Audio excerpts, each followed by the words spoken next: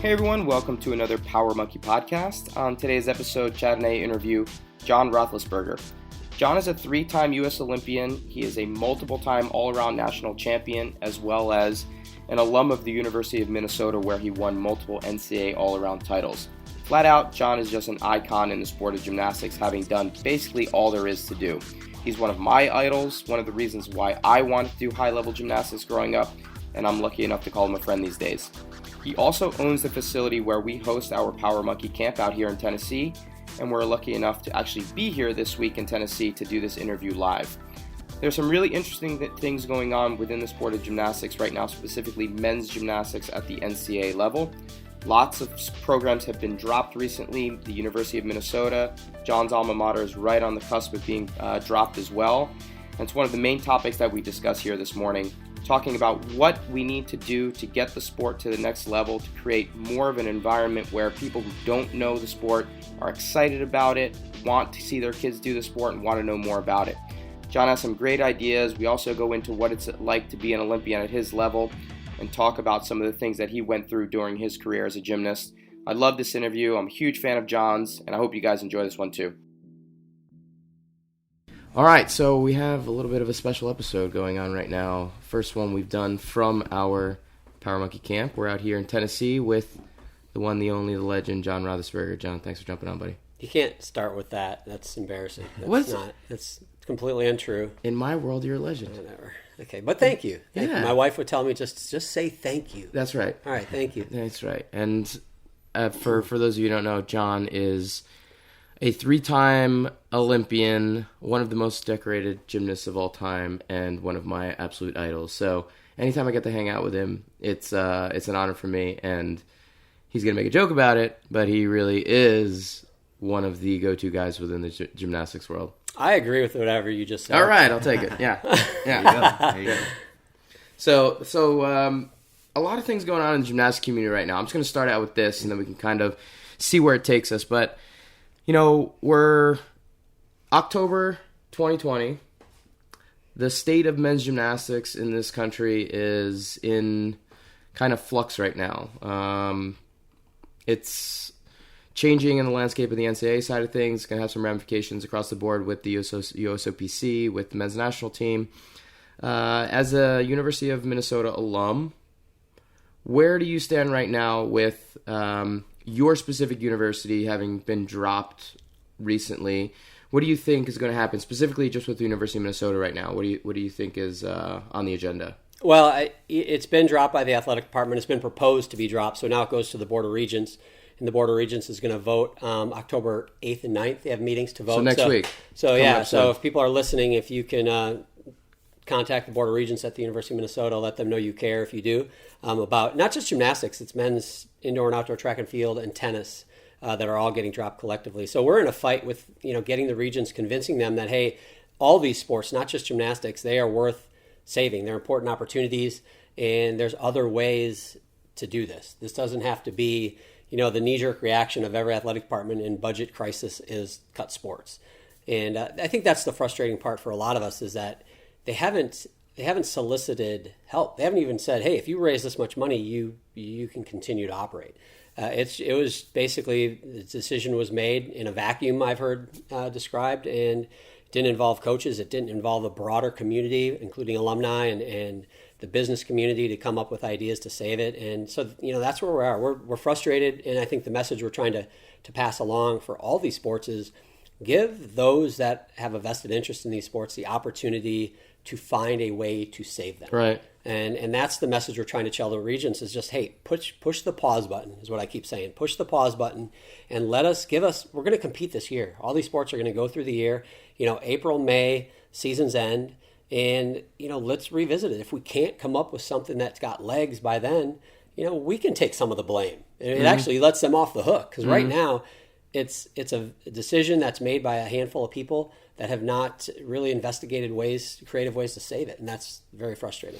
Yeah, and some of this was kicked off from an NCAA standpoint by what Stanford did a little while back. My alma mater dropped 11 sports, going from 36 to 25, and it was almost a kickstarter to the rest of the university to say it's okay to drop. If Stanford's going to do it, then makes Minnesota, makes Iowa, makes all these other universities okay to say, hey, if Stanford's going to drop them, we're going to drop too. Absolutely. And I think and if you listen to any athletic director that drops sports, they will slide in there when they're trying to justify what they've done.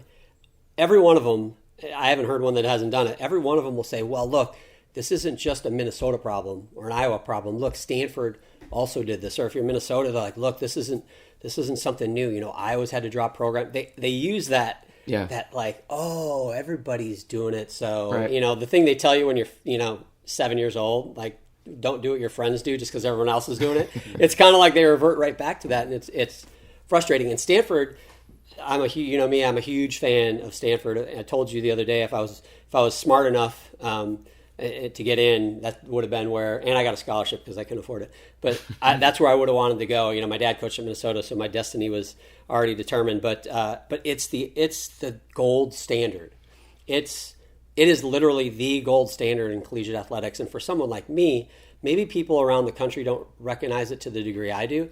It's an anomaly because it's the highest academic standard. It's an amazing educational institution, but it is maybe even a more amazing athletic institution in the way they have generated Olympians year after year after year, and the best collegiate teams year after year after year. And it's like, man, and from what I've heard, one of the wealthiest departments in the country, and here they are dropping sports. So you're right.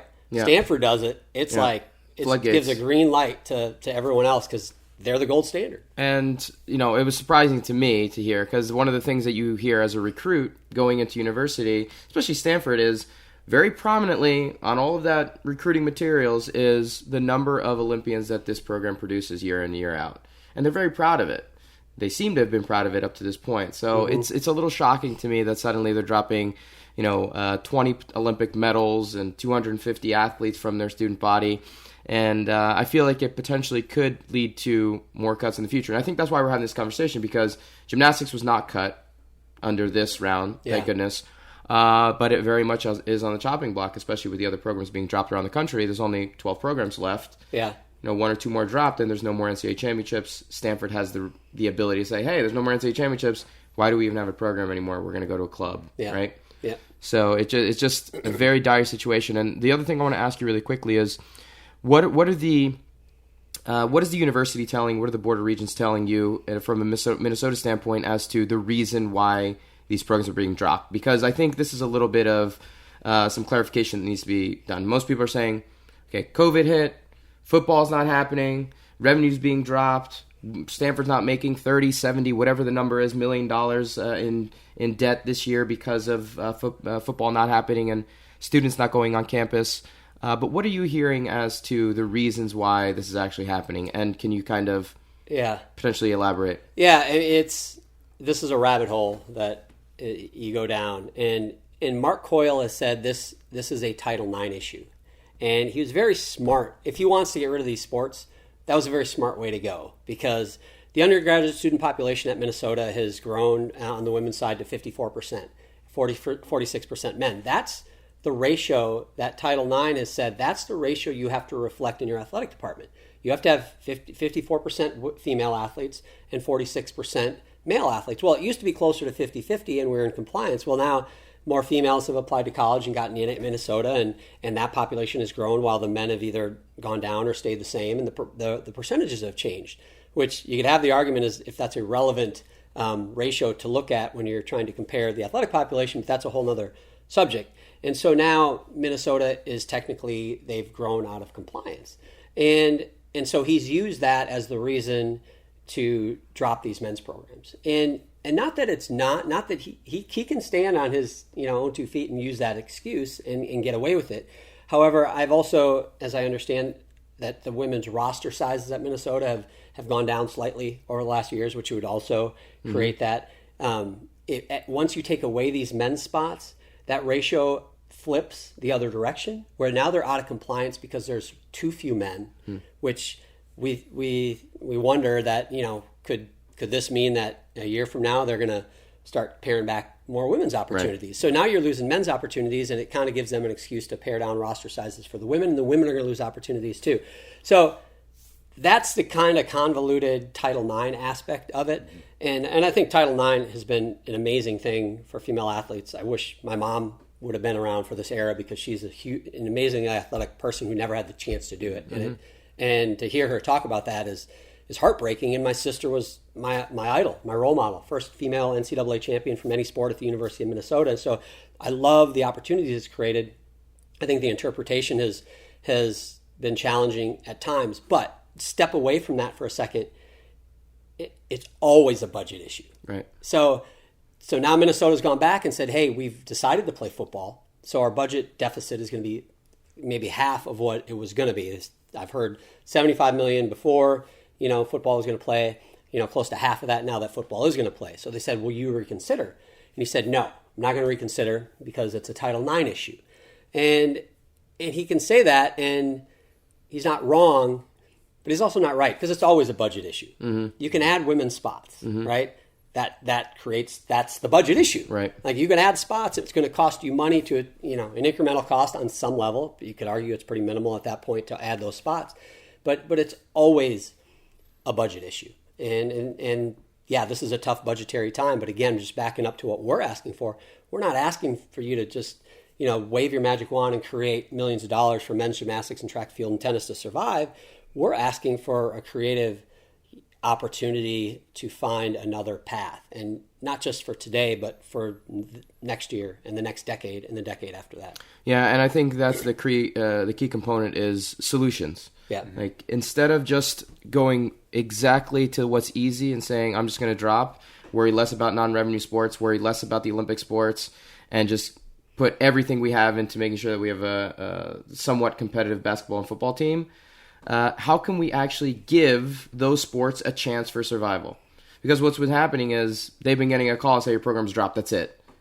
Like your coaches are gone. You're going to finish out this year, and that's it. We're not going to reconsider it. Stanford did the same thing. There's no reconsidering the 11 sports that were dropped. Wrestling has been able to raise an enormous amount of money from their fundraising and said, look, we can basically endow this whole program. Still, no, we're not considering bringing it back. That's it. We're moving forward. These are our sports that we're going to care about. It's like, well, these are the sports you seem to be caring about today.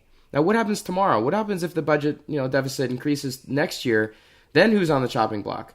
Give those sports and those coaches and that community, the alum, an opportunity to say, we want to fight for this. Like, what do we need to do from a solutions-based mentality to say, how can we actually look for ways to come out of this better and keep the program around?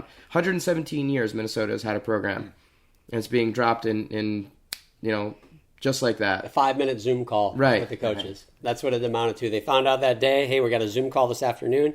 They got on the Zoom call, hey, it's the hardest decision I've ever had to make. Yeah. But we're going to have to drop these 4 sports. And that's it. 117 years culminated in a 5-minute Zoom call, which, it's frustrating because the athletic director's job, the mission of these athletic departments, if you look at any of them, it's opportunity. It's to develop student athletes and give them this opportunity to participate in sports. The unwritten rule of athletic departments is you're the AD, balance the budget, and gosh darn it, you better have good football and you better have good men's basketball. And it would be nice if you had some other good sports. But if you do those 2 things, right. Minnesota is a case study in that. Last year was the greatest football season in my lifetime. I'm not going to tell you how old I am, but it's been many decades. And I've been a Gopher football fan since the first day I knew what football was. And they have been, I'll just say it, they've been terrible. They're playing Big Ten too. They won 11 games, I think it was last year. And it was an amazing year, top 10 ranking. And they got College Game Day came to Minnesota. I mean, it was an epic. So if Mark Quayle keeps that going and keeps Minnesota in the top 25, jumps up there, maybe plays for a Big Ten championship over the next half decade or a decade, and he continues, let's say next year he drops a couple more sports, and 10 years from now it's a budgetary crunch. We're going to start to pay athletes. That's another thing that's coming down the pipeline. Yep. It's going to affect these budgets, and he drops a handful more, and we end up with 16 sports in a decade from now. But football has had the greatest decade in the history of Minnesota college football. Mm-hmm. He will be the greatest athletic director that has ever set foot on the University of Minnesota campus. And that is so you blame him, but you kind of understand it. Right. It's like, hey, that's what the donors want. That's what the community wants. That's what moves the needle. Men's gymnastics winning 20 Big Ten championships in the last however many decades, it doesn't move the needle. He's not going to get credit for that. Right. And you can say that about track and field. You can say that about tennis. You can say it about any of those other sports. But it goes back to this question, and this is the fundamental question, is why do we have these sports, and what's the job of athletic directors? And part of their job is to keep these opportunities, and it's too easy for them not to. I think that's that objective of the athletic department and the athletic director has changed pretty substantially over the last few decades. It's gone from opportunity to provide opportunity to a lot of different sports to, like you're saying, revenue-generating model of football, basketball being the only thing we really should care about. Anything else is ancillary. It can be dropped in the way that it was in Minnesota because, you're taking away from where the money needs to be spent, unfortunately. So I just want to ask one more thing.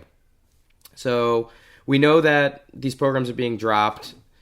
Do you envision yourself something you can bring to your own athletic director or someone else and say, this is a potential solution? Do you have something in your mind that you think might work? I know we've been talking about a potential 2-tiered system, but is there something in your mind that say, hey, here's a model that we think might work if we're at least able to present it?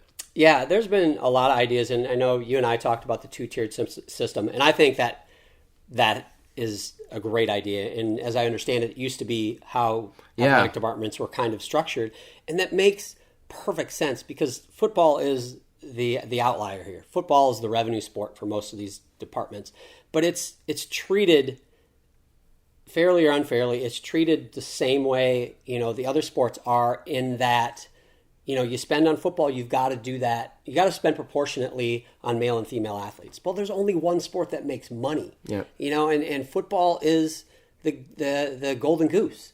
So you have to. It's like you got to make sure you're doing what you have to do for football. You're gonna PJ Fleck. We can't lose PJ Fleck at Minnesota. He's the greatest coach we've had. We've had a revolving door of coaches, and all of a sudden PJ Fleck works. Well, PJ Fleck is getting $4.7 million or something like that right now. Well, you got to pay him because we can't afford to lose him. If he wanted $10 million, going to the couches for the change. You kind of got to do it, and because football's successful, it looks like it's going to be successful. One more year of 11 wins, and he's paying his salary 10 times over. Sure. And so there's I think the 2-tiered system has to be looked at. I think also there's some proposals out there specifically in the gymnastic community, but maybe this could be cut and pasted to other sports where you create a youth program at these universities. And I know some gymnastics programs already do it. Stanford has a youth program that comes to their gym on campus. Nebraska has one. I know Ohio State has one. I'm sure there's others. And Minnesota used to, years and years ago. But if you create a facility, let's say you fundraise for a gymnastics facility at Minnesota, let's say you raise $2 million.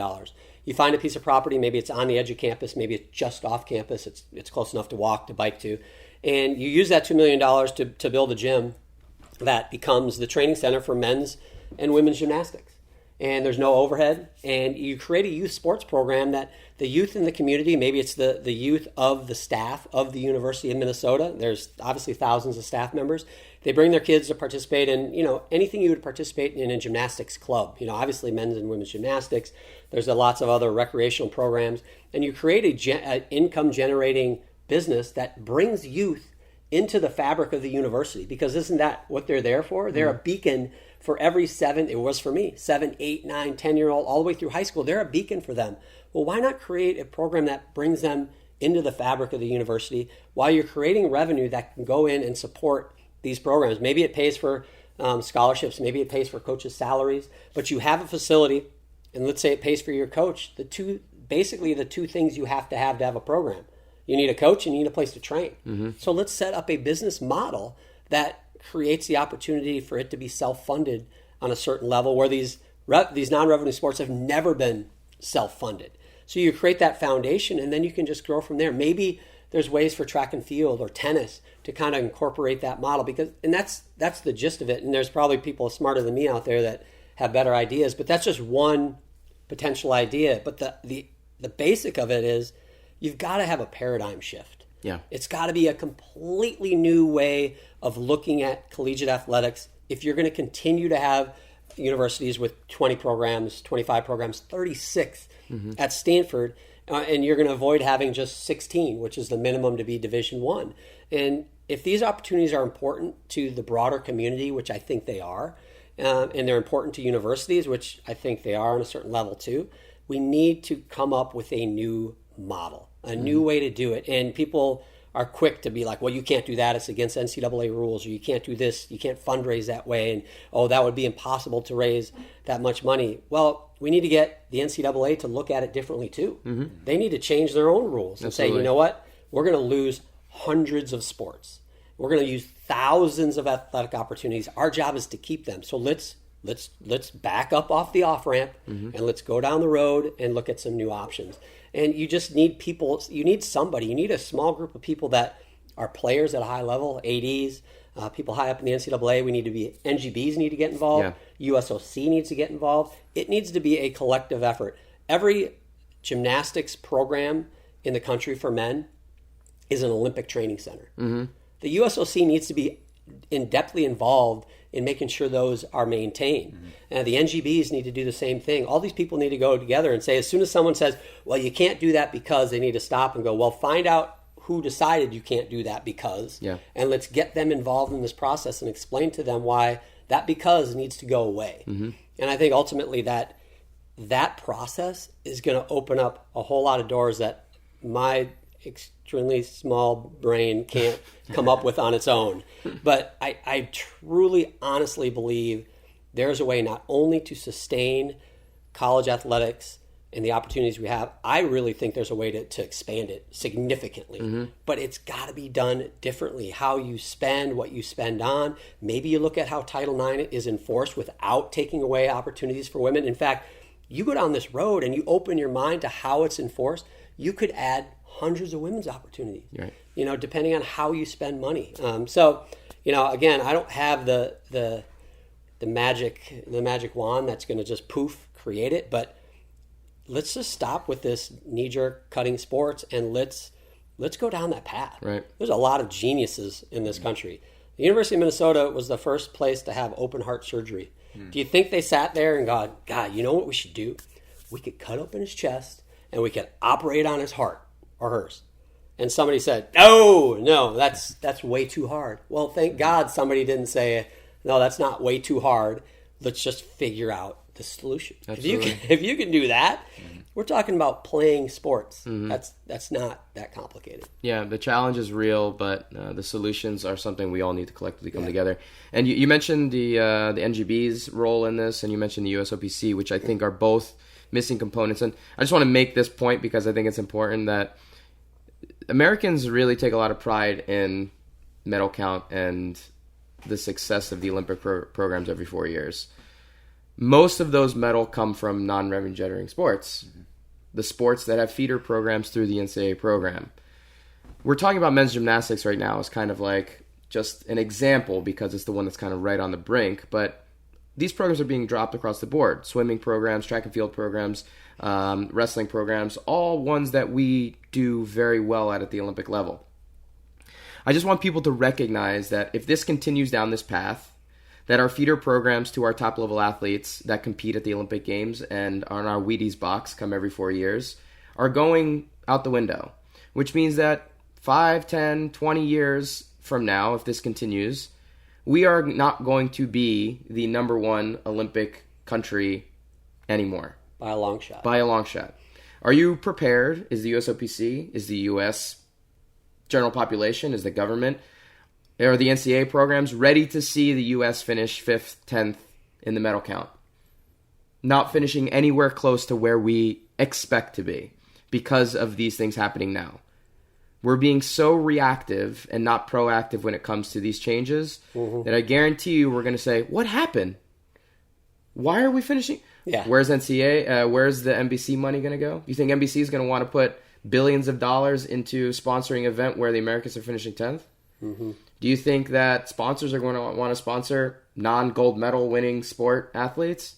This is going to have some pretty serious ramifications down the line, and I feel like we're going to say we were so reactive then and now we're paying for it. Yeah. So I just want people to recognize that this is going to lead to a lot of changes when it comes to what we take pride in terms of a country when it comes to the Olympic Games as well. Yeah. And with all this, I'm a little bit bit behind with what's going on here.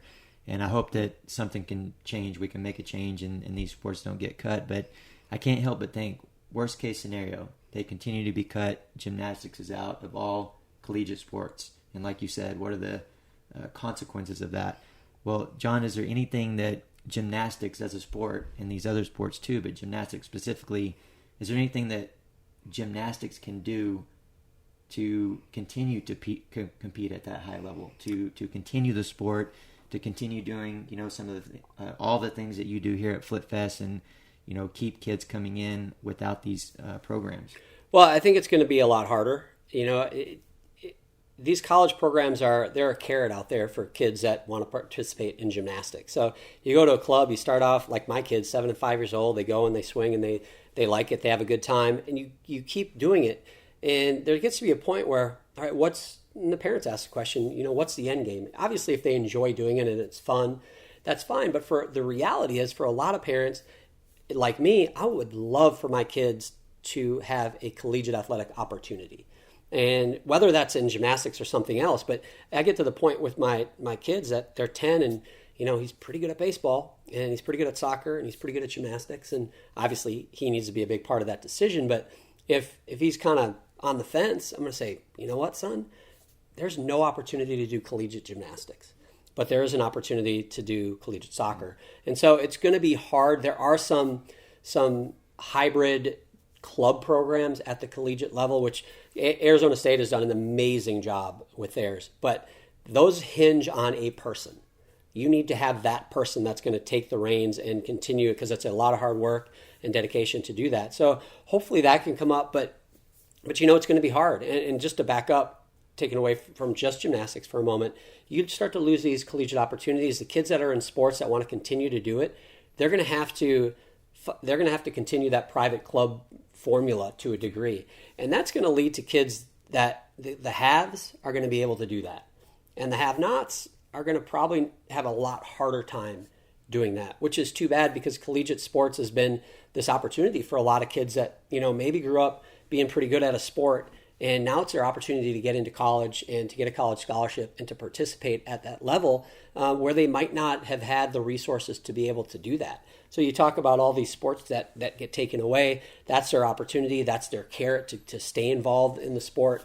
And honestly, for gymnastics, I think it's going to be really hard to convince young boys that obviously there's a lot of options out there to stay in the sport of gymnastics for that very limited opportunity of a 15-man national team, a 4 or 5 or 6 person Olympic team maybe someday, and to keep, you're going to really have to love doing the sport at that level to keep doing it without that college opportunity. For right now, you can dedicate yourself to that Olympic dream as a freshman, sophomore, junior, senior in high school, and know that, hey, maybe it won't happen. I understand it's hard to do it, but I'm pretty sure I'll get on a college team. If that's your fallback, that's a pretty amazing fallback too. So it's frustrating too. You're Chad, you're a weightlifter, and it makes me think of, I've heard over the last couple of years, a lot of former gymnasts have been recruited to weightlifting. You guys are both involved in Power Monkey Fitness Camp here at Flip Fest, and I go up in that gym and you tell people I'm a gymnast, and we're talking the greatest CrossFitters in the world, and they give me automatic respect, even though I can't even do like a clean and jerk or a med ball or whatever. Like, there's this respect for male athletes. You look on TV and you even take it to American Ninja Warrior.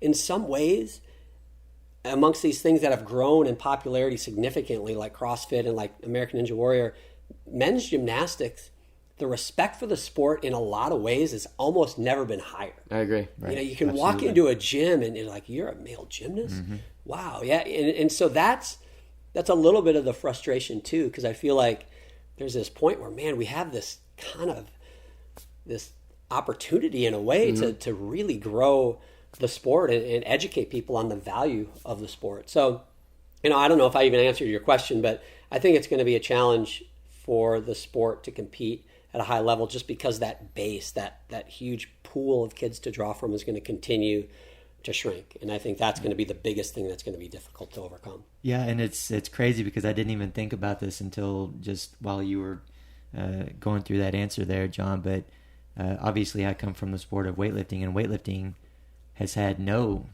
collegiate programs. You know, there's been, when I was up and coming, you know, probably before I was college age, or after I was college age, you know, I hear of maybe one or two small college programs for weightlifting, and look at our success on the international stage. You know, it's I'm actually kind of lucky that we didn't have it, because I may have not have made the Olympic team. You know, I wasn't that talented, and because our pool was so small, I was able to, you know, be one of the best in the country. But it kind of speaks volume that a sport like weightlifting, the only reason I continue to do it is because I had support, I had encouragement, I was told that I had potential, that I could potentially make it to the Olympics if I took these steps.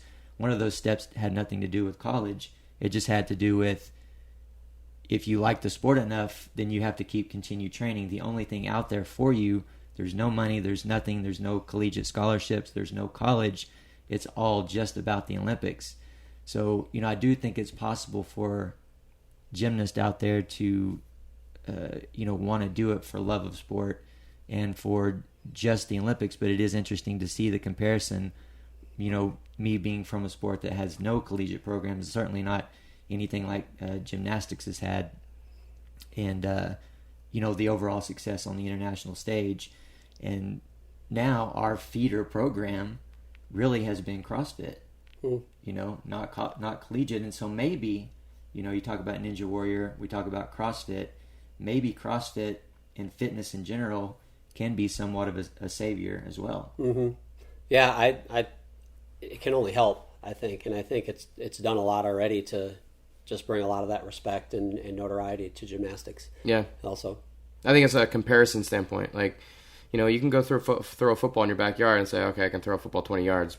You know, Tom Brady can throw it 80 yards, or Cam Newton can throw it, whatever it is. So you have a form of comparison to a professional athlete. Gymnastics, it's all kind of nebulous. Like, you watch Simone Biles, you watch, you know, top guys in the world do their thing, and it's like backflip, triple backflip, all things I can't do. All amazing, but there's no form of comparison in terms of how difficult that stuff really is. What CrossFit is allowed for is, all right, I've tried a muscle up before. That's really hard. This is my holy grail. If I can get above the rings, that's my Olympic Games. And wow, to hear that that's not even a skill in the gymnastics, but that has no value in gymnastics, blows people's minds. Like, to have some form of comparison, to know how hard some of these simple skills are to them. Now watching the Olympic Games, wow, that person's doing an iron cross or Maltese. There's at least a form of comparison that you have in other sports because you've tried them before. Yeah, and I think gymnastics hasn't done itself any favors, particularly on the men's side, in that, well, the women have this too, but I think it rears its head more on the men's side because the collegiate gymnasts use the same rules as the FIG, the International Gymnastics Federation.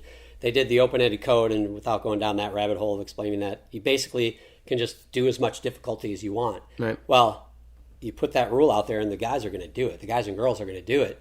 And it's become this sport on a lot of levels where you watch it, and you're like, man, like you said, it's amazing. It's like going to Cirque. Yeah. You're like, you are awed, but you're not going to try it. Like, it's at such a high level. In the women, it's a little better because collegiately they do level 10 rules, which are a lot easier than Olympic rules, which opens the door to a lot more people doing it. But you're right. It's created this kind of aura around the sport where I think if they did rein it in a little bit, it could help. And you know, that brings up the issue of, you know, how can gymnastics make itself more socially relevant? And that's a term Justin Spring said the other day, and it resonated with me, is you want your sport to be socially relevant to people at home. And I think there's things that they could do to make it better for television, changing the format. I think somehow changing the scoring system would be a benefit, but that's not going to necessarily save the sport. But making it more TV friendly, so you watch the sport and you have a better idea of what's happening. It's a shorter duration, which, you know, that's been an issue for a lot of sports out there, where you can turn the TV on and be like, man, men's gymnastics.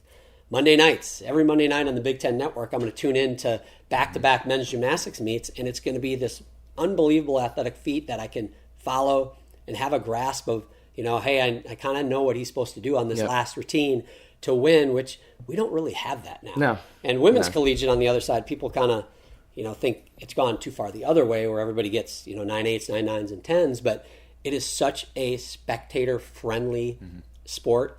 I'm fortunate to be a part of Friday Night Heights on the SEC network, and I commentate women's meets, and they're exciting. The stands got people in it because you can understand it. You stick landings, they get 9-9s, they get 10s, and it checks the boxes of what you need to have a spectator sport. And I think the men could learn from some of the things that the women have done, but they got to it's going to take a paradigm shift like we talked about before. Really quickly, what if at some of these men's gymnastics competitions you throw in feats of strength, things that hold handstand hold. That was a CrossFit Games event that they put in for the first time last week. Show what the top people in the world are doing in these events. I mean, one of the things that you are able to do is watch the Olympic Games in weightlifting or World Championships and say, oh my goodness, like Chad can lift X number of kilos in clean and jerk. I'm able to do this in my CrossFit workout. That's amazing. What if we put in some of those things, muscle ups for time on rings or a rope climb, and just throw those in there and say, hey, let me check that out. Let me just see what these top gymnasts are actually doing in these events that I'm going to test out tomorrow. Yeah. And just throw them in there just so we have at least some. And then I'll watch a gymnastics routine in there too and at least get some form of comparison again in there. And then maybe people will start watching gymnastics a little bit more. I'm just saying that could be a way for us to kind of get more eyeballs on it. You're not the first person I've heard say that. And the rope climb is the one that comes up because it used to be a gymnastics event. Yeah, the rope absolutely. climb used to be a gymnastics event. And you bring up a good point because I've watched CrossFit Games on TV. And if you said, hey, do you want to watch somebody, hoist a medicine ball and do the clean and jerk?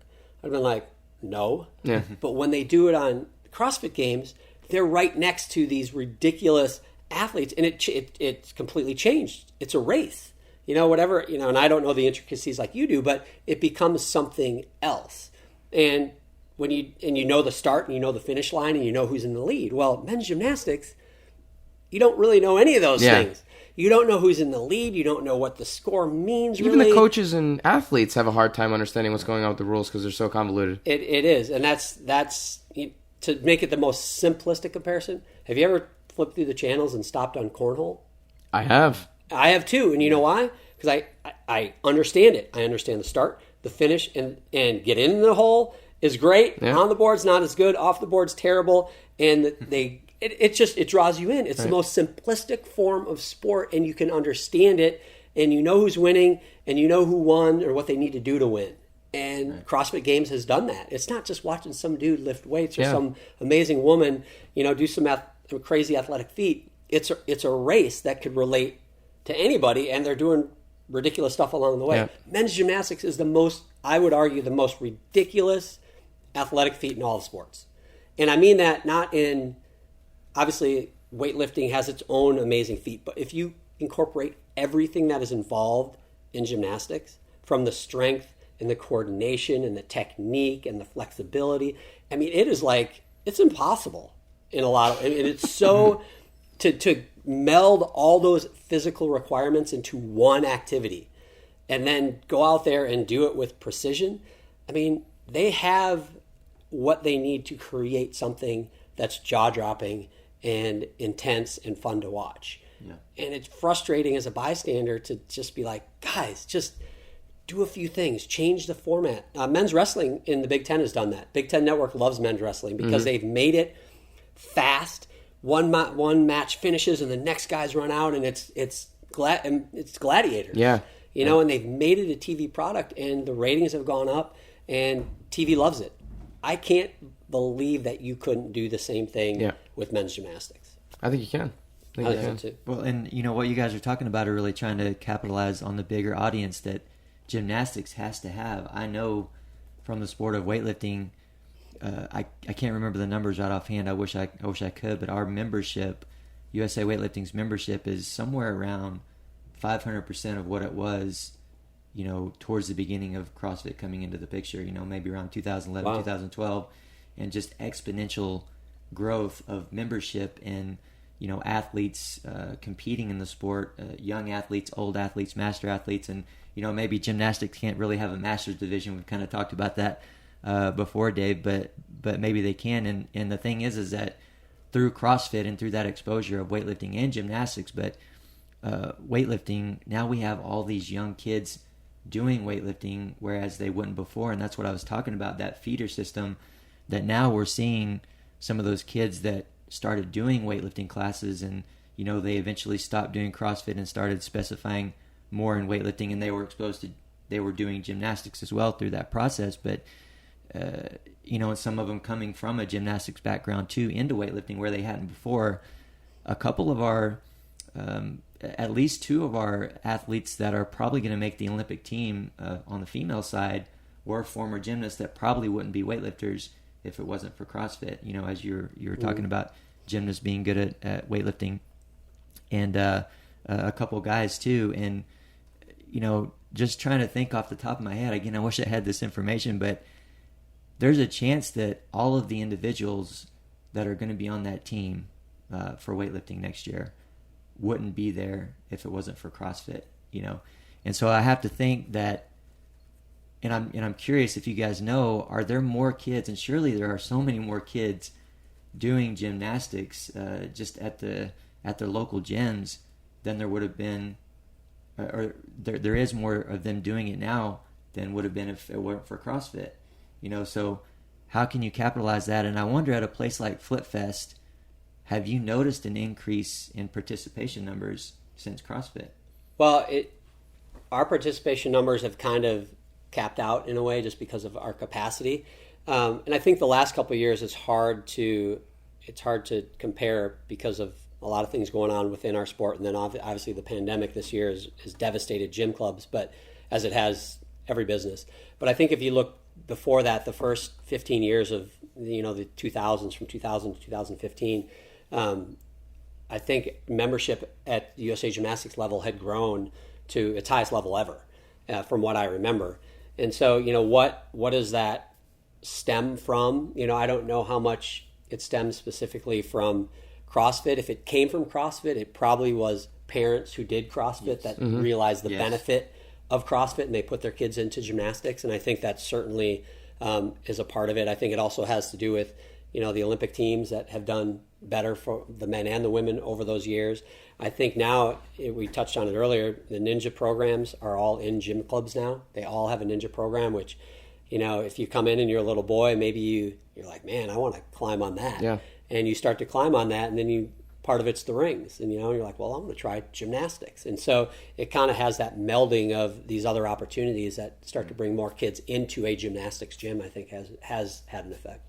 Yeah, absolutely. And, like I said before, hopefully, something can be done on the collegiate level and these programs can remain because there's so much benefit in there. But I just have to say, the point that I'm trying to make here also is that, back in my time, we're placing close to last or somewhere in the middle, maybe not close to last, but somewhere in the middle all the time.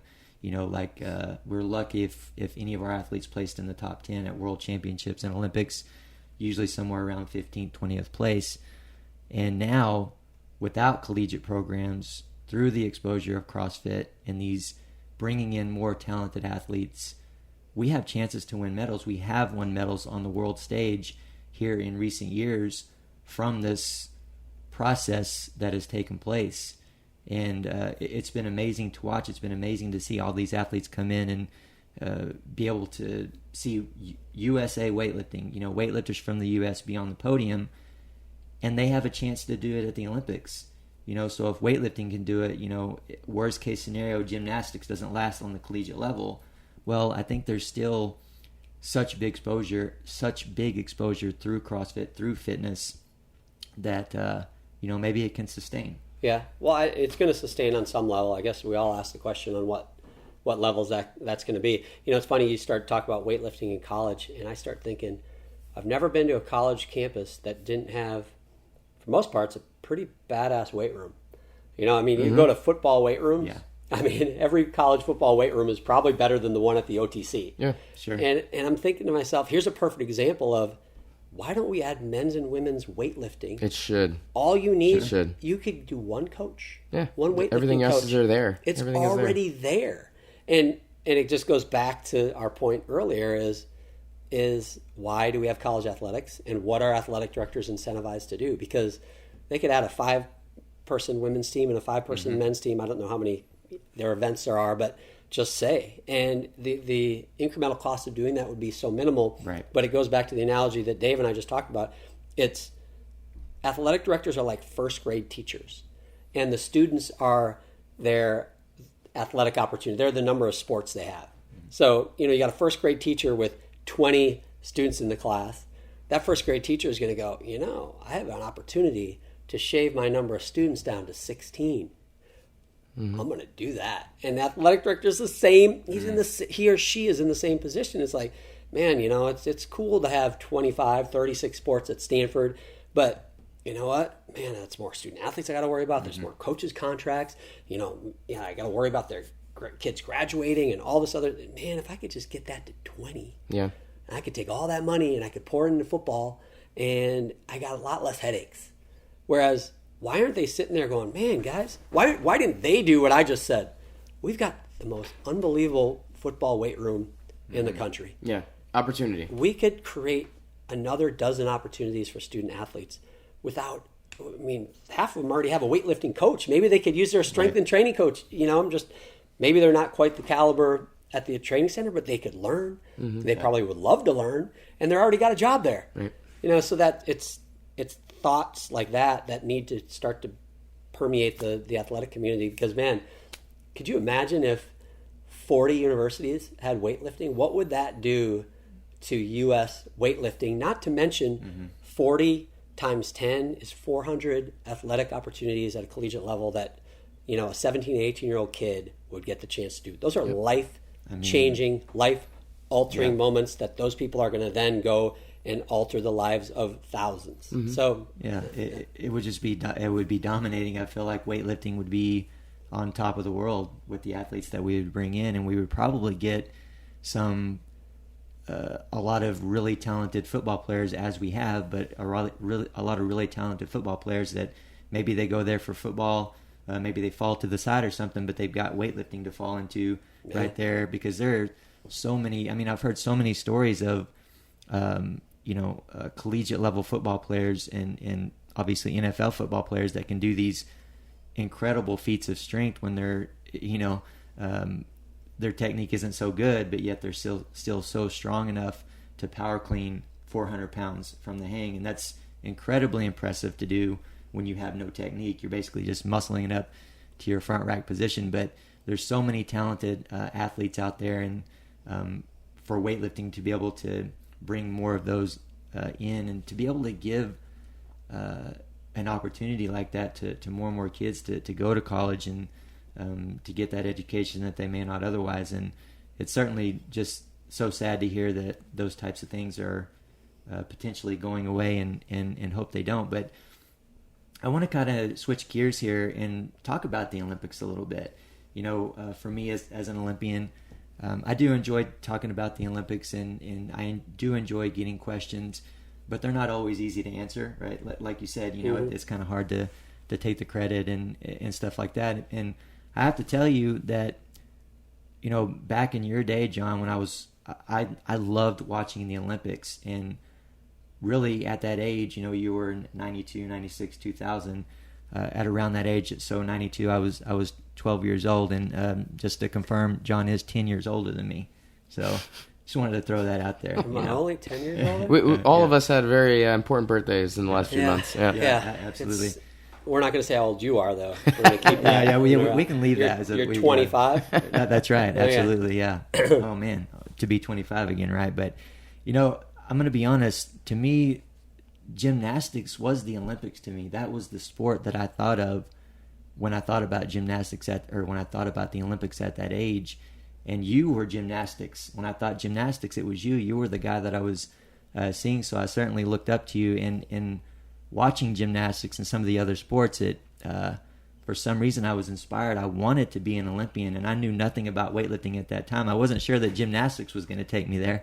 There weren't any gymnastics program where I was from. I was from a very small town and everything else. But certainly, again, knowing nothing about gymnastics, you were someone that I looked up to as well, and that kept me wanting to. I looked forward so much to the Olympics every 4 years, specifically to watch the gymnastics. So I think it is entertaining, and I know that I understand what you're saying. It's a little bit hard to understand, and for me at that young age, I didn't need to understand it. I just wanted to watch the physical movement, and the inspiring stories of overcoming and winning medals and all that type of thing. And so I have to ask you, what got you into gymnastics in the first place?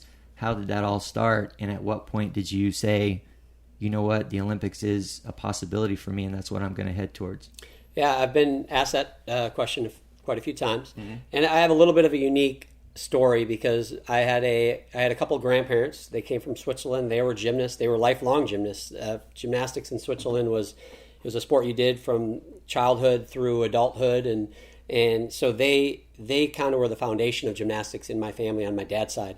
My dad became a gymnast. He went to the University of Wisconsin-Madison, competed for them, and then became a member of the 1968 Olympic team. And so he was kind of the foundation after my grandparents because he made it his career then. He went into college coaching. And then my sister, she's older than me, 4 years older than I am. She was a gymnast. She was unbelievable. And she became a member of the 1984 Olympic team. So I was 14 years old at the time. I was a typical kid in a lot of ways. And, I liked to mess around and, just play sports. I played soccer. I played baseball, as a grade schooler. I also did gymnastics during that whole time. I'll be frank with you. Those other sports were a little more fun because they're a lot easier. I'd go to the gym and be like, pommel horse or kick that soccer ball. But there got to be a point where you asked where this became kind of my goal. It was right around that time my sister made the Olympic team, probably a few years before that, from kind of 10 to 14-ish, where my dad came to me and he said, look, John, I don't care what you do, but you have to do something. Like he was very much, you're not going to sit on your butt and watch TV. Weren't a lot of video games back then, but there were some. You're not going to do that. You're going to do something. And he's like, you could play piano, you could play another sport, but you have to pick something and you're going to do it. And so it kind of came to that point where I wasn't like this prodigal gymnast where, John's going to be great. I was kind of a blue collar guy that I did okay as a kid, but I started to get better. I made my first junior nationals in 1984, got 76th place in the all around. I mounted with a full twist on floor, over rotated to my butt, and in that same meet, same age as me, Cheney Humphrey did a full in back out on floor, and he was like second all around. I'm like, okay. So the difference between the two skills is adding a whole nother flip. Yeah. Wow. So I did a single flip. Yeah, I did a single flip with one twist and fell on it, and he did a double flip with a full twist and nailed it. And I'm like, okay. But it kind of weirdly inspired me, and that's where I just started to, I want to be. That was the Olympic year. I want to be like my sister. There was a strange value in my family, and it wasn't about you have to have this success. My dad was not a loving, warm dad. Not that he didn't love me and care about me and my sister, but there was this intrinsic value to hard work that I saw him value in others, in his own team members. He would talk more highly about his own team members at the University of Minnesota that he would ever really to me, about me. There wasn't a lot of, I'm so proud of you, or you did a great job. But I could see, and my sister too, like I knew he was very proud of my sister. And she was unbelievably hardworking. Like she set the bar for her little brother. And she overcame injuries. And I mean, we could do a whole podcast just about her and how tough she is. And so I saw the value there, and I decided I just need to be a badass like my sister. And so I really gravitated towards the hard work, to be honest with you. It wasn't, I wanted to be an Olympian, and that hard work, that goal fueled my hard work, but I wanted to outdo the next guy. I wanted to know when I went on that floor, I could look across and go, I worked twice as hard as every one of you guys. And that's going to fuel my confidence and my belief that I'm going to go out there and be successful. And honestly, people ask me all the time, what do you miss the most? I don't miss being at the Olympics or being at the national championships. I enjoyed that, and I especially enjoyed it if I had a good meet when it was over. Sure. But honestly, if I had a day of gymnastics to do again, I would go to the gym. And I would be there at 7:30 a.m. with some of the best friends I still, to this day, and I would work out from 7:30 to whatever, 9:30, doing strength and conditioning and whatever, and I would come back and do 3 or 4 more hours of it in the afternoon and leave just full of chalk and sore and just feeling like, man, I did something today. Like I found a new boundary for my will to work. And that, to me, that's like thrilling. Yeah. And I think that, I think it's important for anybody in any industry. If you don't love that journey, the destination alone is not going to fuel you. So, that was a long answer to a short question. But, no, that was the answer that I was hoping for. Because yeah. one of the reasons why is because I want people to know how hard you were as a worker while you were a gymnast. It's a legendary thing in the gymnastics community, John's work ethic. And towards John, your end of your career, you were still at Minnesota, you were training. Mm-hmm. And Tom Gleamy, who's now the head coach at Stanford, who's my coach for a number of years, also helped you out. Mm-hmm. And was kind of there towards the end of your leading up to Sydney. And I just remember when he came over to Stanford, he would talk about how you worked and what it was like, and he tried to instill that in us. And I always relied on my work ethic too and tried to emulate that. But one of the things he would always talk about is your hope and drive to maximize your human potential. Mm-hmm. That was every day, just get a little bit closer to making sure that every ounce of what I could get out of this body, I did. Mm-hmm. And I think you did that probably more than anybody. Yeah. You maximized what your body was capable of doing. And ultimately, that didn't always resonate like that to me, but as more as I went through my career, it did. What are we measured by? Society measures weightlifters by, did you get a medal? But the reality of it is, not all of us are going to be gold medalists, whether it's weightlifting or gymnastics. The greatest percentage of Olympians won't win medals. Yeah, exactly. Well, exactly. And so are we all failures? I never won a medal at the Olympics. So did I fail? To society, I did. To a lot of society, unfortunately. And even to me a little bit, that was my goal. And I failed to make my goal. So in that respect, I failed. But really, ultimately, at the end of the day, what should we be measured by? I've been given this body and this mind. And I think the ultimate goal for me is, how far can I get it to go? What is the most I could get out of what I've been given? And if that is not truly in your heart, what drives you every day, constantly comparing yourself to Vitaly Sherbo, who I had to compete against, who was arguably maybe the greatest gymnast to ever walk the planet, that's not how I should measure my success. I can use him to make myself better. I can use him to motivate me. I can use his technique, and I can steal his ideas and use that. But at the end of the day, it's like, I use this comparison. Vitaly Sherbo in 1992 is the greatest gymnast in the world, won 6 Olympic gold medals, and he did that. He was, here's his ability, and he pushed it. He was mad he didn't win the World Championships the year before, and you could see it in his eyes. He was going to kick everybody's butt. From 93 to 96, he did not do that. Mm-hmm. He did what he had to do to get by. And in 96, he won 4 bronze medals. In 96, I made the top 10 in the all-around. I had a good Olympics, didn't win any medals. But if I compared myself to Vitaly Sherbo's meter of success based on what I just talked about, I pushed myself right to that ceiling. Vitaly did, and he even told me at one point, he goes, I don't like to train. It's just, I just want to do what I got to do. And I'm not criticizing him. He did a lot of great stuff. But at the end of the day, I'm like, yeah, I wasn't as successful as Vitaly in winning medals, but I pushed myself to my maximum more than he did in that Olympics. That's not, no one measures anything like that. But at the end of the day, you leave the floor, the percentage chances of leaving with a medal are small for everybody. Mm-hmm. And if you can't grasp onto and truly appreciate what you've done with what you've been given, then you're just destined to, you're setting yourself up to fail. Right.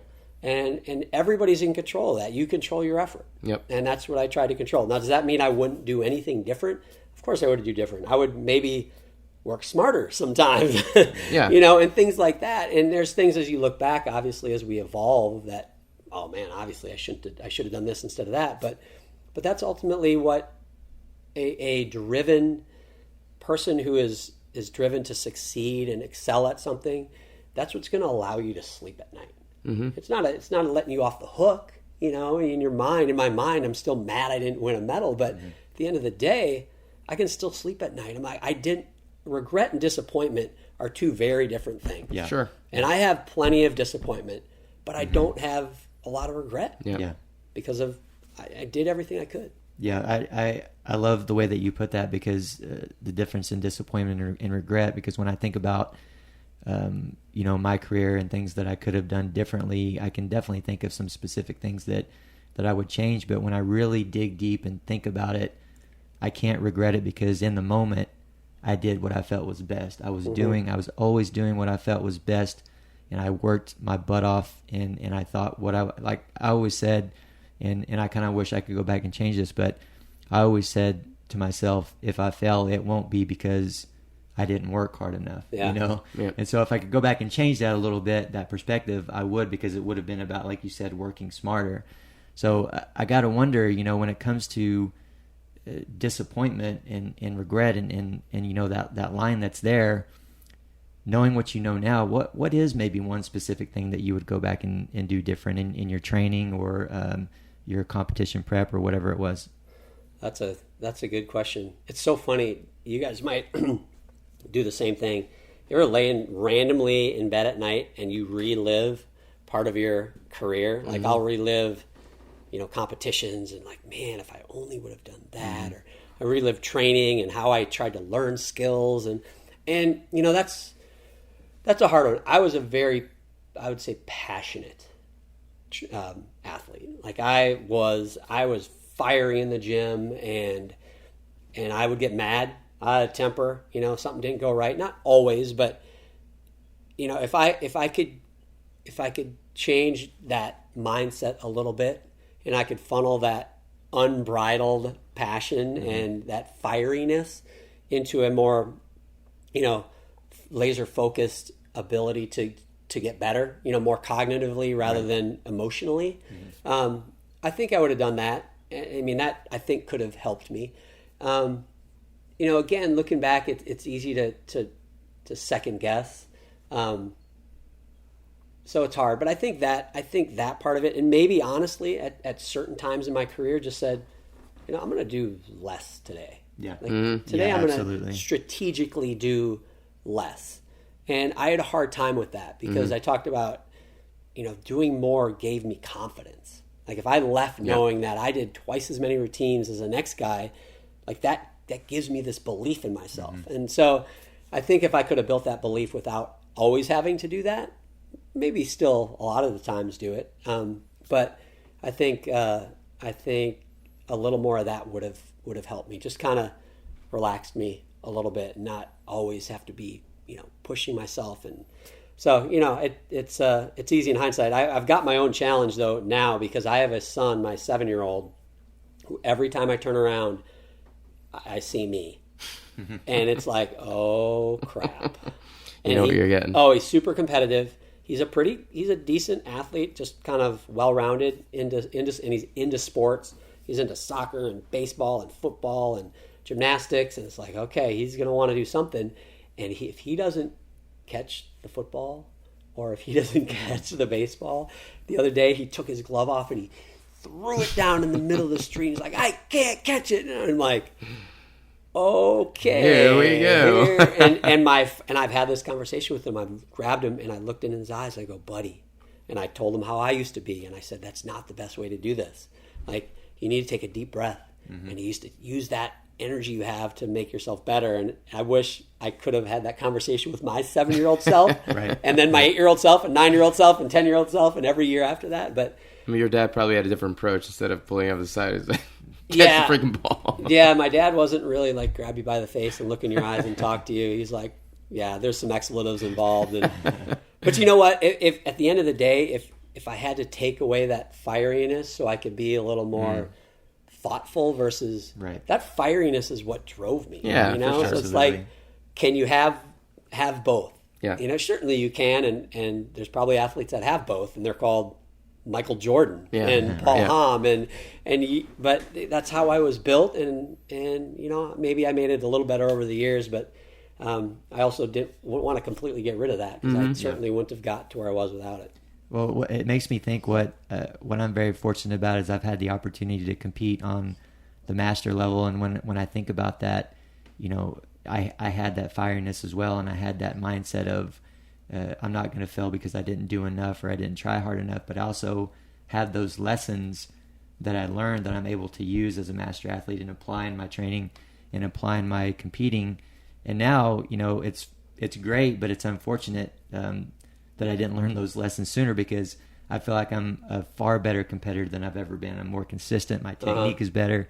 Everything is better. And a big part of me wishes that I could have this mind, and the way that I train and the way that I compete back when I was in the Olympics, Yeah. But one of the things that I think about a lot too is, the fact that I went to the Olympics twice and, I didn't do well at all there. I never placed high on the international stage other than the Pan American Games. I was actually able to win a gold medal in 2003, which was certainly one of the highlights of my career. But I always wonder, if I would have been a gold medalist in the Olympics in weightlifting, what would that have meant for my life? Would it be different? So right now, what I'm so passionate about is being a coach and a teacher in the community and being a part of USA Weightlifting and talking about weightlifting and teaching weightlifting. I do the USA Weightlifting podcast. I do the Power Monkey podcast where I talk about movement and weightlifting. I'm so driven to write a book. I'm in the process of writing a book on weightlifting, and these things that are me, that are a part of me, the goals that I have, would I have them if I would have been a gold medalist, or would that have been enough? Would I be done with the sport, and would I be on into something else?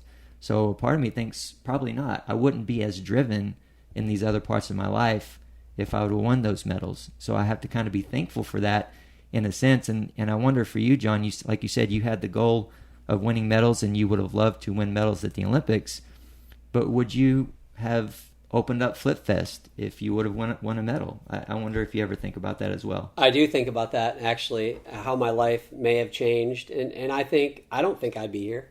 I don't think I'd have done Flip Fest.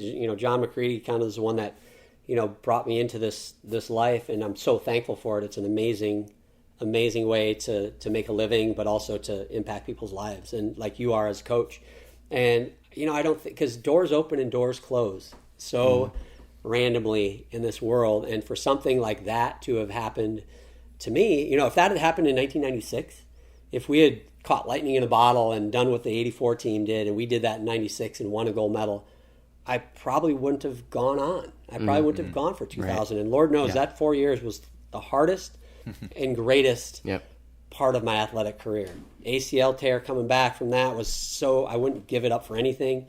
And so these opportunities come and go, and that would have changed my life. Somehow, some way, would it meant that I would have been some kind of Olympic celebrity? Not necessarily, but with that comes different things, and you meet a different person, and you go down a different path, and I wouldn't give this up in my life for what I have for every Olympic medal that's ever been handed out, because it's such a rewarding way to make a living, and the people I have in my life are awesome. So again, that's a basic fundamental thing in life, right? Just love where you are and what you're doing, and appreciate the people around you, and let that drive your happiness, and that's all you need, right?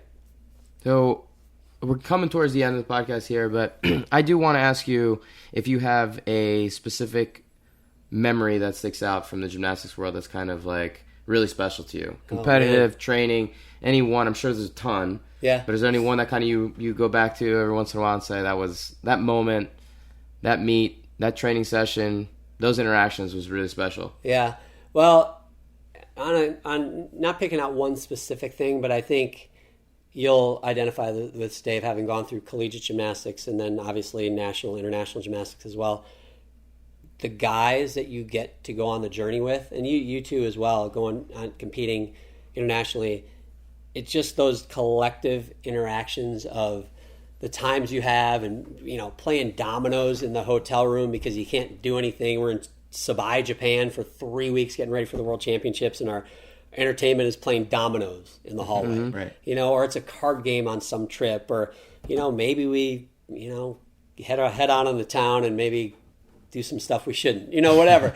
But I think it's the bonding with the guys over, 15 years or whatever it was of being on the national team, whether it's OTC, sitting in the dorms, talking with your buddies, or just that whole journey with your teammates is really special. And then collegiately too was, priceless. If I had to pick, a certain event, there's lots of competition-wise, there's a lot of things that stand out. One thing in particular, and I tell this story occasionally, Pan Am Games, also, we went to Argentina, and we don't seem to be that well loved when you go to Central and South America. Right. It's pretty astounding. Etiquette kind of goes out the window. And so we were competing in Mar del Plata, Argentina, the Pan Am Games. We went down there. It was pouring rain for days when we got there. Went to this training gym one day. It was like a tented training gym. We go back the next day, and the roof is just like it doesn't exist. There's rain just coming in all over this brand new gymnastic equipment. I'm like, well, we're not working out here today. We go to the competition venue the first day, and it's just this rectangular concrete building that they just dropped in this vacant lot, basically. And it's a lake. There's water everywhere. And we're like, man, our dorm room is leaking water everywhere. We're crammed in this place. And so that was part of the excitement, was that whole journey. And we just dealt with it. You deal with it, right? And so we get to the competition, and Cuba and the United States are the two teams that are going for the gold. And everybody wanted Cuba to beat us. And they did not hold that within themselves. Yeah. They didn't just cheer for Cuba. They booed us. They hissed us. And so we started the meet great in compulsories, and then we kind of fell off. We had some mistakes.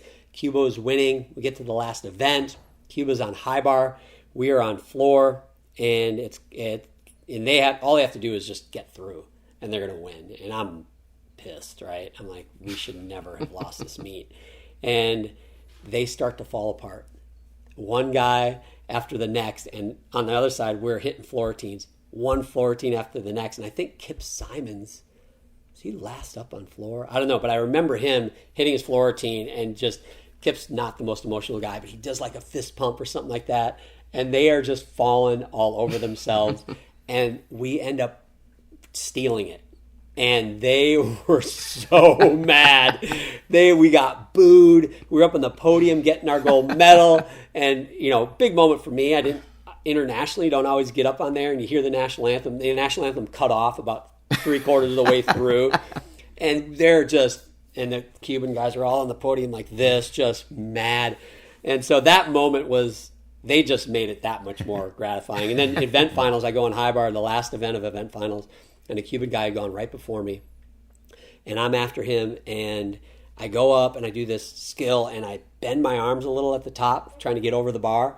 To make it sound more simple, just trying to get over the bar, I had to bend my arms a little. They start cheering because I was making a mistake, and then they come up to the podium, and there's a roped off area. So there's about a 5-foot section between this roped off area and the podium I'm competing on. And all these fans start getting out, and they're booing me and they're trying to get me to fall. And I remember I landed my dismount, and I turned, and I just did a fist pump right at them. And I won high bar. And I was like, that was pretty sweet. So anyways, there's a lot of great moments. That one stands out gymnastically, but just the experiences, being with the boys over the years is probably the best part. I'm sure you have a million more stories just like that, but I definitely concur when it comes to the bonds that you have with the guys. That to me, looking back, is the most special part. The places we went together, the experiences we had, holidays without our families, those being the guys that you spend your Christmases with and your Thanksgivings with, and changed your life. Those are the people that you become family with, and the family you choose, kind of thing. John, I could talk to you forever, and really we didn't even get into a lot of topics that we want to, because this NCAA thing is such an on-topic subject right now, but we are going to be finishing up, and normally finish with a few questions. The first one, I think, is going to be one that will be a check mark in my box. Let's just skip this, okay? Nice and easy, nice and quick. What sport or discipline do you prefer, gymnastics or weightlifting? Well, gymnastics. Thank you. I mean, that's kind of a hanging curveball right there, right? That's a little unfair. I think we should not even count that. We have a tally going, and Chad was having a good little run recently, but I appreciate that. I have been in a weight room a few times, quite a few times, but obviously I got to go gymnastics. Well, it reminds me of what you mentioned yesterday when we were talking about planning this podcast out. And you're giving some credit to the weightlifters. What was one of those things you were talking about? Oh, the weightlifters have, and this is a little known fact, you guys can use this at trivia at home, is what athletes have the highest vertical jump. And I saw this trivia question at the Olympic Training Center. It was on a little card at the table. And it's weightlifters. And also I've heard this, and I don't know how this transpires into data, but I also heard that they have, if you look at the 100-meter dash, like the first 20 meters, the fastest athletes, or some of the fastest athletes, are weightlifters. Yep. Which you wouldn't think. Like on that trivia question, it was like, is it a basketball player? Is it a volleyball player? All these people that jump. Yeah.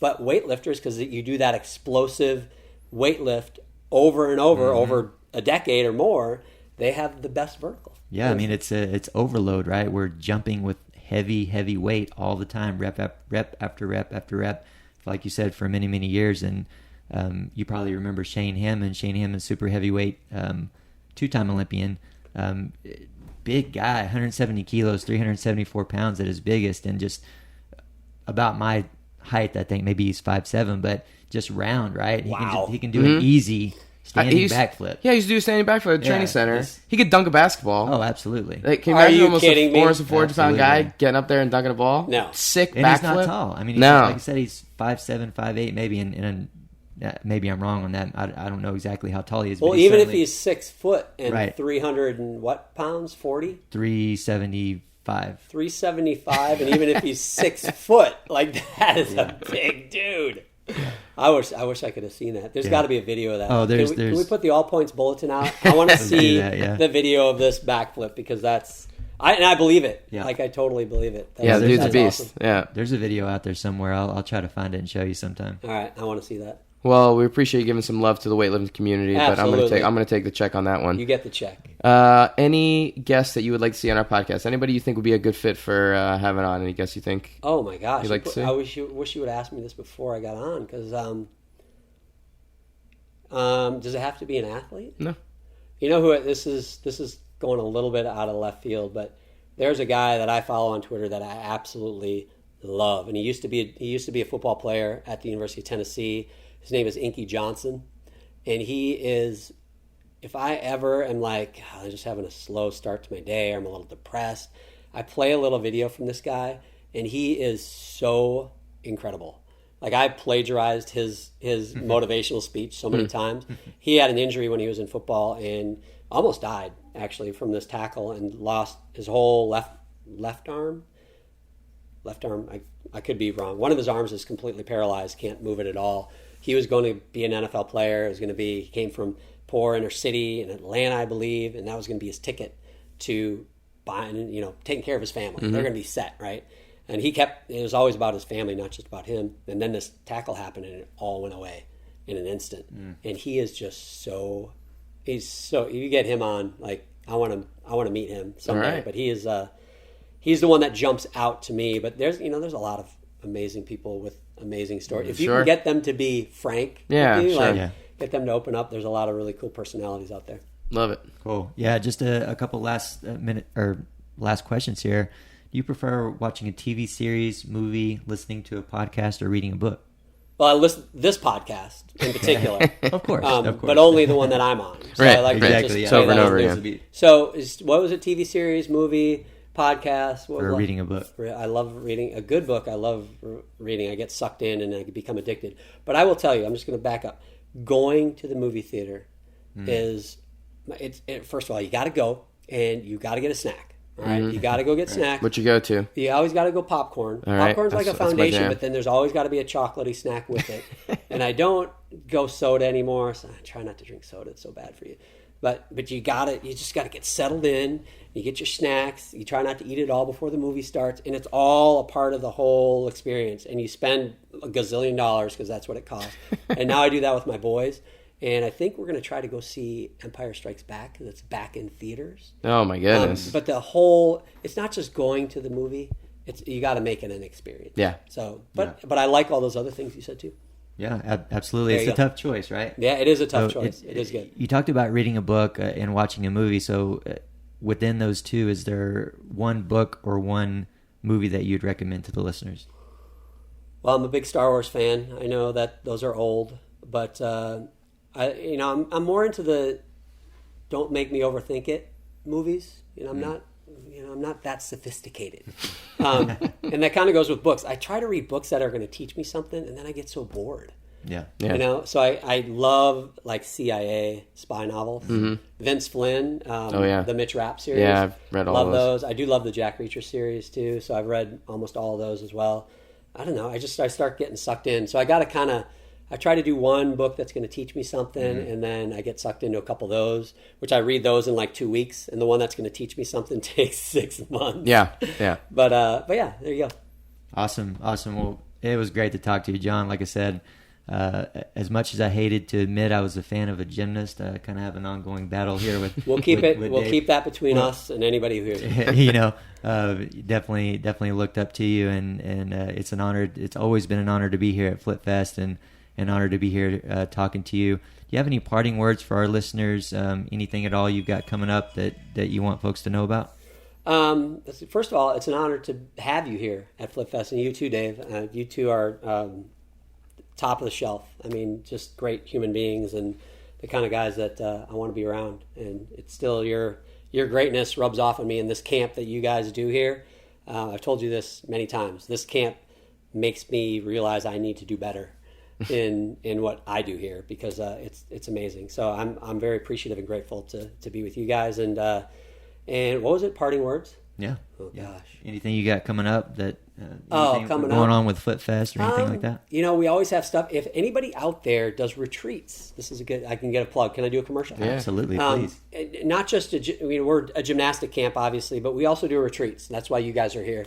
And it's obviously been a tough year for everybody. If businesses are starting up and church groups and school groups, if you guys are out there and you're within a few hours of Crossville, Tennessee, or even more hours than that, and you want a place to gather that I think is a pretty awesome place to have an event, look us up. LakeFrancisRetreats.com is our website, and we'd love to have you out. And I know that's a shameless plug, but you said I could do it, so I did it. And no, you know what?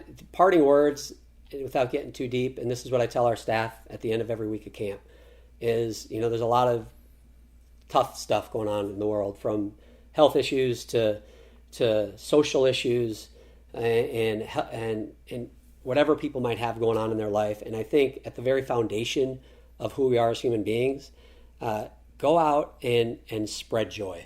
And I tell our staff that, I go, you don't have to change the whole world, but go out, and the person that's next to you in line at the grocery store, the person that just, you cut in front of them to get that parking spot, spread some joy to the person that's immediately in front of you. And if we all did that, in our daily lives, if we all went about our lives and everyone we ran into, we just put a smile on our face and tried to make their day better, think of how that could be infectious and how that could change all the things that we're dealing with. And so that's my, I try to do that. I know I can do better at that, but go spread some joy, man. If we need anything in this world, it's just people spreading joy. Absolutely. So we'll definitely leave it at that, and we're going to sign off. On behalf of Power Monkey Fitness, we're your host. I'm Chad Vaughn with Dave Durante, and until next time, guys, thank you for listening.